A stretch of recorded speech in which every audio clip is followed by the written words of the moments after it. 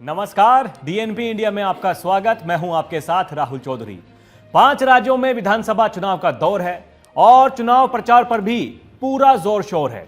इसी कड़ी में आज हम बात करने वाले हैं मध्य प्रदेश की। मध्य प्रदेश में वैसे तो बीजेपी और कांग्रेस में कांटे की टक्कर है, लेकिन क्षेत्रीय दलों ने भी अपना माहौल बनाना शुरू कर दिया है।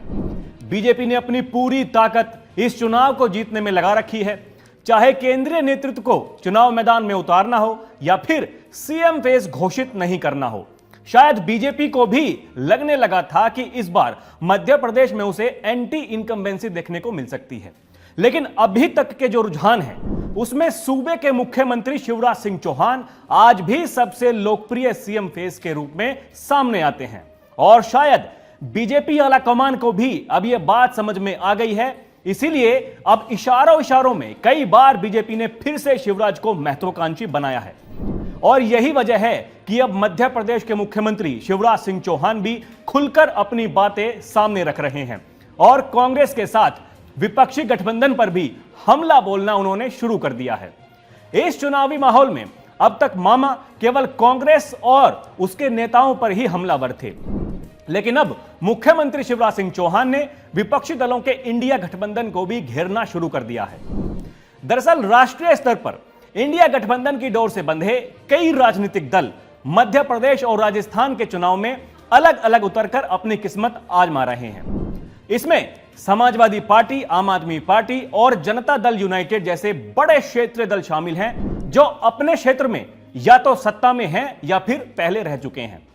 वैसे तो राष्ट्रीय स्तर पर वो इंडिया गठबंधन के तहत कांग्रेस के सहयोगी दल हैं, लेकिन मध्य प्रदेश के चुनावों में इन दलों ने अपने उम्मीदवारों को भी उतार दिया है।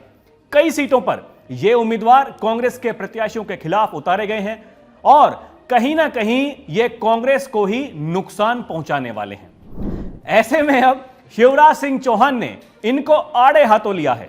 साथ ही साथ शिवराज ने विपक्ष के सहयोगी दलों को इस तरह से घेरा है जो इंडिया गठबंधन को नुकसान पहुंचा सकता है। शिवराज सिंह चौहान ने कहा कि समाजवादी पार्टी भी है, आम आदमी पार्टी भी है, दिल्ली में इनकी दोस्ती है और राज्यों में इनके बीच कुश्ती चल रही है।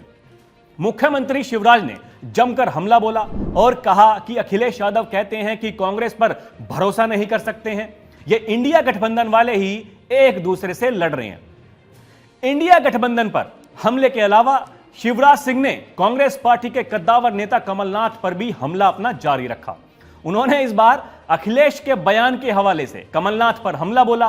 उन्होंने कहा कमलनाथ जी की उम्र पर ही उन्हें तो संदेह है और राहुल गांधी को वो अपनी उम्र 73 बताते हैं और अखिलेश यादव उन्हें 80 साल का बता रहे हैं।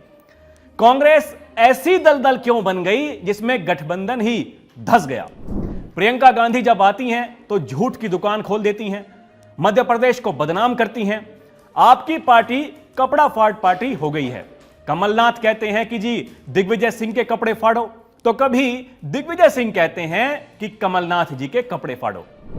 आपको बता दें कि 5 राज्यों में विधानसभा चुनाव से पहले तमाम विपक्षी दल बीजेपी के विजयी रथ को रोकने के लिए इंडिया गठबंधन के बैनर तले एक होने आए थे।